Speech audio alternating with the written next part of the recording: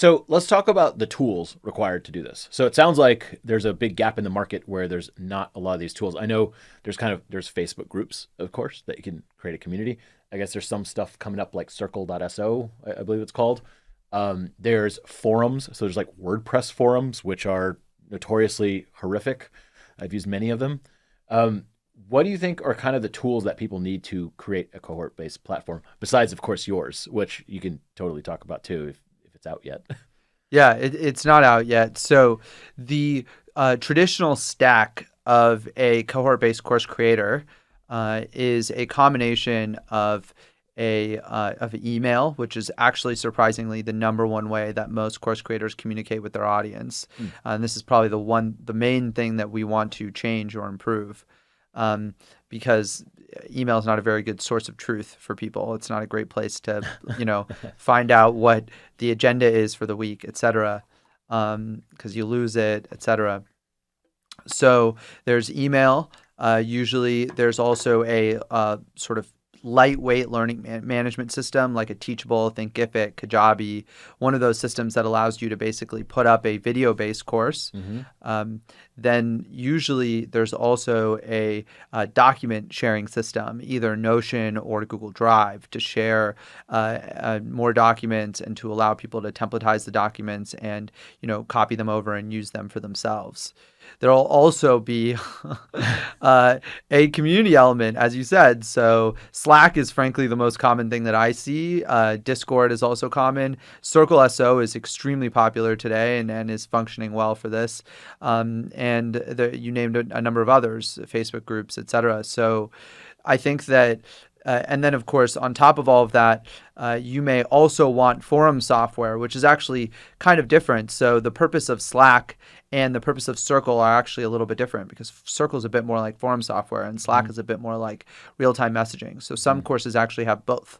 And that's quite common for more advanced courses. It sounds like depending on what you want to do, there's a slightly different stack. I think stuff like hosting the video, like the lightweight learning management system, that'll probably be part of everyone's stuff. But I have some friends, they do like trading and stuff. And so trading is very time dependent.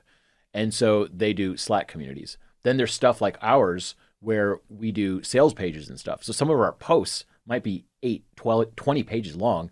And then there's a response that's quite long. And then response. That is physically impossible to do on Facebook groups. We first tried it on Facebook groups and it was terrible. It didn't make any sense. We couldn't embed images within the thing only after or before. It was really silly. So we literally had to move to forum software and then highly customize it to our thing. Do you see, what is the most common way that people are running these cohorts right now for some of the bigger, more successful ones you've seen? Slack is still the most common, really? But by far that I see. I mean, look, you're taking software, even the forum software you're using, or Facebook groups or whatever. Most cohort-based course creators are taking software that's not intended for courses, not intended for the type of both short-term interaction. So cohort-based courses are usually short, and also not intended for the depth at which you might want to go, like you said, on a specific subject or in a specific area. And so most people are using tools that are not built for what they're trying to do.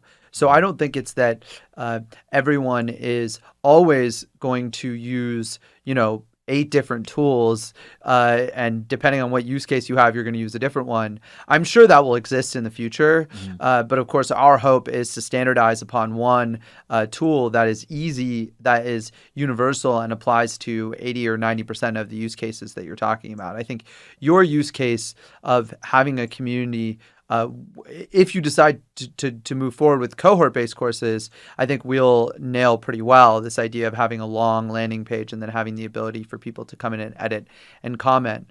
And I think we'll also do well for the traders who are trying to be real time.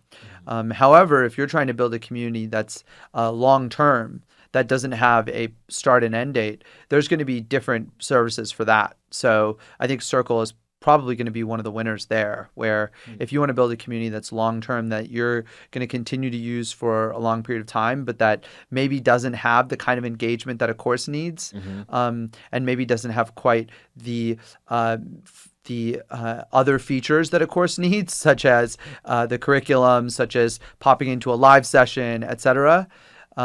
You're probably going to want to use a cohort-based courses platform like what we're trying to build. So it really depends on, it will always depend on what you need. But I think for the core use case of a cohort-based course, hopefully we'll be able to nail that. Man, you struck a chord with me when you said popping into a video classroom, because like, look, I know there's Zoom, I know there's Hangouts, but they're all schedule based, and you can have like rooms that you can pop into.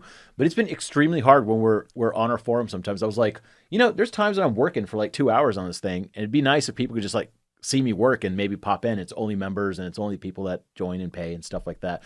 That is a shockingly hard thing to solve. And I'm just like, but we have all this technology already, and it just doesn't do that stupid thing.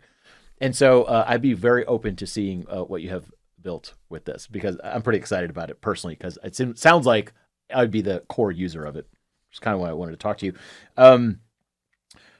What are the problems you see with Facebook groups? So Facebook groups, as far as I know, kind of took over the forum industry circa 2000s, right? It used to be all these independent forums, and then it was Facebook groups, and then everyone moved to Facebook groups. The problem is that the content stays relatively shallow. I mean, once you start posting beyond 2-3 paragraphs on Facebook, it gets a little weird looking. It's a little bit hard. You can't embed images. You can't do a lot of formatting. You can't do a lot of things. So what are the problems you've seen with Facebook groups? Do people like move off Facebook groups and come to other platforms? What are the biggest problems you see that we can learn from Facebook groups?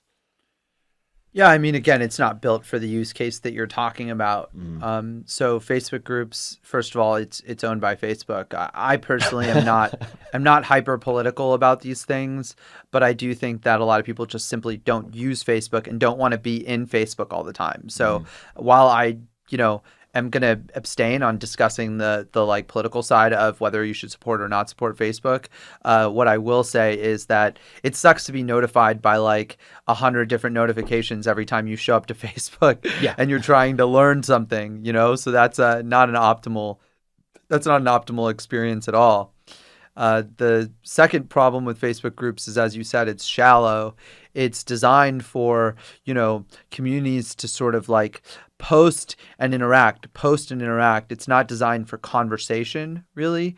And that is more fluid. Slack is much better for that. And it's also not created for more long form, feedback, which is what I think, products like the forum software you're using are built for. So it's also not particularly real time.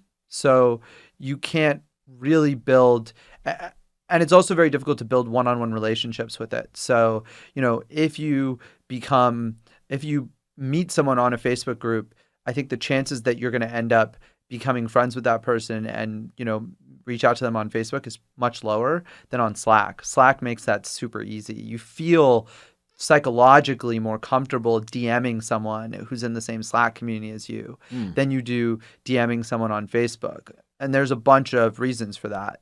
The least of which is not the fact that Facebook has a whole other platform of things that it does other than groups. And so everything gets muddled together. I feel like Facebook also kind of the end goal of Facebook is to get you on Facebook and keep you on Facebook, right? And so if someone says like, this is stupid, and then all these people comment against it, it goes, oh, that one got a lot of points. Let's put that at the top of the feed. It actually kind of encourages kind of bad behavior in my view sometimes, or just like shallow, silly, controversial topics rather than like a nice in-depth type of thing.